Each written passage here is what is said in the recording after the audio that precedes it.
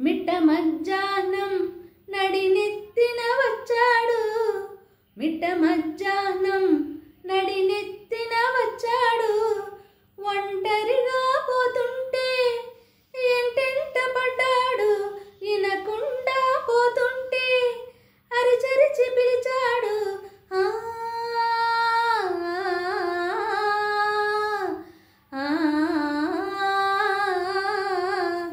పిలిచి పిలిచి అలుపొచ్చి పైకెక్కనన్నాడు,